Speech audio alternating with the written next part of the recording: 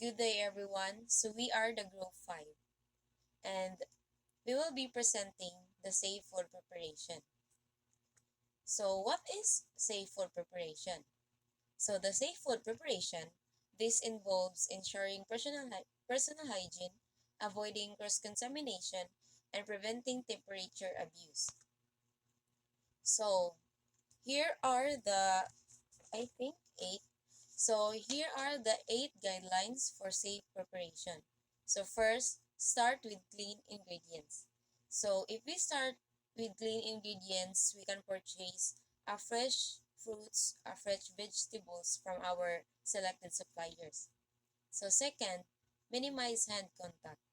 By minimizing hand contact, we must need to use, instead of using our hands, we must need to use spatula or something that can cover our hands, or like just tongs or other utensils. So third is sanitize equipment and surface.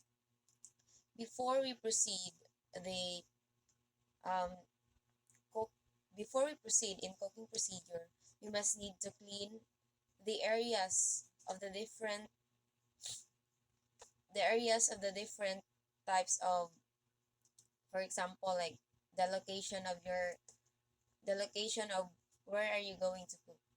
So third is wash fruits and vegetables. Truly wash raw fruits and vegetables before use, because there are some microorganisms that left in that ingredients. So fifth, control portion size. Only bring out the amount of food that can be processed within 1 hour. And six is keep food covered. By keeping the food covered, we can prevent the bacteria rapidly grow, or we can prevent the spoilage of our food. And seven is avoid mixing leftovers. Um, do not mix leftover food with freshly prepared food, because if i-mix nimo siya, na siya tendency nga mapanos ra og dali. So number 8 is chill ingredients. Chill ingredients for cold dishes, like example kanang mga salads or kanang mga dessert gani. So next is preventing temperature abuse. So first, understand the danger zone. Temperature range. The danger zone is between 5 Celsius and 60 degrees Celsius, where bacteria can rapidly grow. And second is limit time in danger zone. Food should not be in the danger zone for more than 4 hours from receiving the service. And third is use a food thermometer. Using food thermometer to regularly check food temperatures with a thermometer focusing on a thick part of the product. For example, kay kanang magluto ka og baboy. Then di ba naman na siya fats? So imo na siya ang thermometer, imo siya itusok dira sa thick part day. So fourth is batch cooking.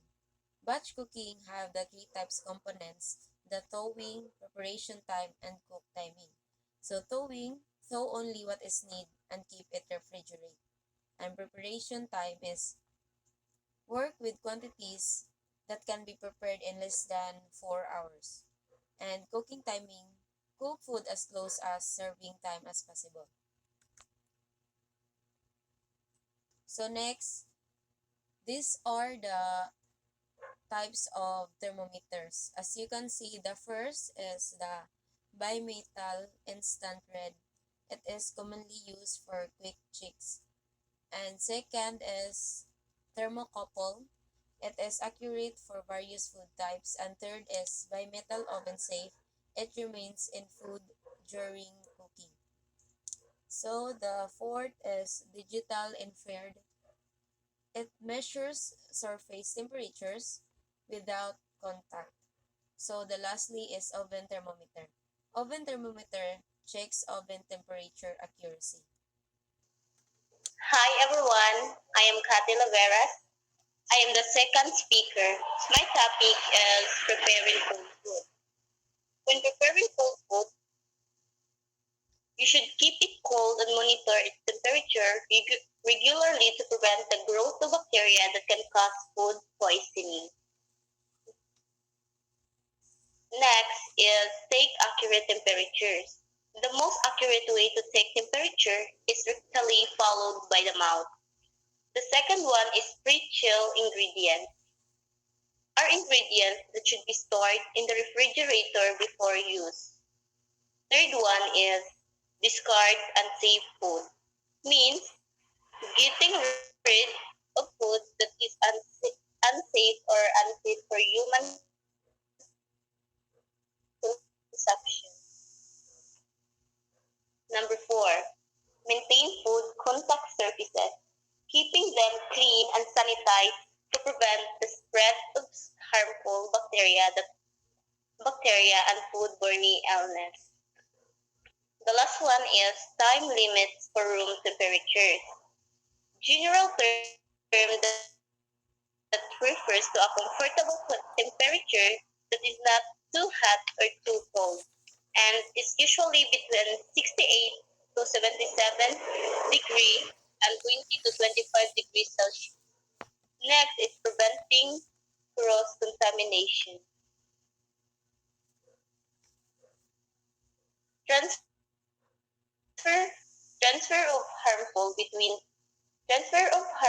bacteria to food from other foods like utensils or cutting boards.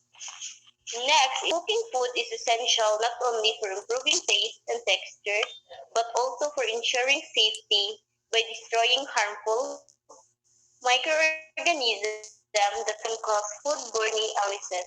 Proper cooking practices are critical for preventing outbreaks of foodborne diseases. There are three types of key principle of cooking for food safety. First is purpose of cooking.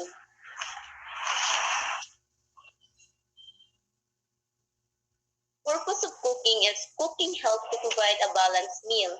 The second one is cooking requirement. Cooking requirements can refer to the steps and skills needed to safely and properly prepare food. The third one is factors affecting cooking. The factors is influencing cooking method, frequency, and duration. Key principles of cooking for food safety. Purpose of cooking. Cooking requirements. Go. Cooking procedures. Preparing hot foods. Reducing holding time. Managing room temperature. Handling uncooked and cooked products. Next, cooking procedures. Preparing hot foods. Cooking temperatures. Cook food to the minimum endpoint temperatures or higher as specified for different types of food. Avoid overcooking. So, cooking temperatures. So, sa kaniya kay dapat i-avoid ang overcooking. Reducing holding time. Okay. Batch cooking. Prepare food in batches to minimize holding times before serving. Equipment temperature. Allow cooking equipment to return to the required temperatures between batches. Avoid reheating. Do not use hot holding equipment for cooking or reheating. Para sa batch cooking sa batch cooking obviously dapat na mag-batch daw ka sa kuan para dili kuan holding times. Equipment temperatures. Allow cooking equipment to return to the required temperatures between batches.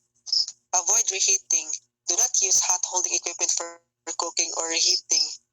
Kung dili ko namin equipment para dili ma-overheating. Kailangan mga equipment pa dapat dili ta magkuanan para ma-minimize atong overheating. So, managing room temperature, exposed time. Food should not be exposed to room temperature for more than 2 hours. So, ang food dapat dili na exposed sa temperature for more than 2 hours. Total time, ensure that the total time as room temperature does not exist for 4 hours. So, number 4, handling uncooked and cooked products. Separation, prepare products that will be cooked away from other food. So, separation, the word itself, separation. So, let's i-separate na to ang mga foods like mga line types of food ba dapat ilan-line na sila para dili makuan. So, let's proceed to temperature monitoring. Using a thermometer, recording temperature. So, calibrated thermometers, always use a calibrated thermometers to measure the temperature of potentially hazardous food.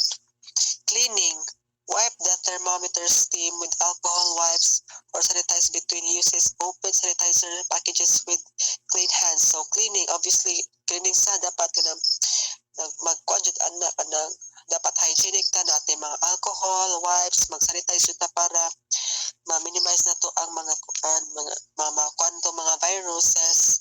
So, checking. Take temperatures in the thickest part of the food item. Check in at least 2 locations to ensure the food is cooked thoroughly. So, checking. Dapat kuno i-check na mo ang thickest part of the food. So, recording temperatures. Cook food temperature log. Document the endpoint cooking temperatures in cooked food temperature log to track compliance and safety. So, ito sa managerial responsibilities. So, reviewing logs. Daily review. The food service manager should review temperatures logs daily to ensure that temperatures meet safety standards and that corrective actions are implemented as necessary. So, dapat kuno kanang ato dyan na i-manage ato i-review ang temperatures daily para ma-ensure na to ang temperatures nga ma-meet iyang standards. So, follow up. Ensure that logs are filled with HACCP records and take further actions if discrepancies are found. Thank you. I am the last reporter, so I will be presenting the cooking guidelines for seafood preparation. So the first one is pork. I will clean the pork for 15 seconds. So I have the minimum temperature is 63 degrees Celsius. Then why is important the cooking guidelines?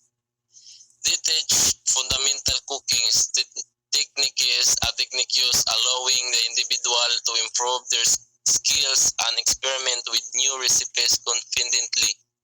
Category is poultry. Chicken and turkey whole poultry, beef, roast poultry, tight legs, wings, duck and goose stuffing, cook alone or bird. So, for example, temperature is 165 degrees Celsius. So, ang rest time, makadepende lang na sa mga tao nga kuan. Kaning, depende nila paghaon. So, and that's all. That's the food safe preparation. Safe food preparation. So, this is our insight.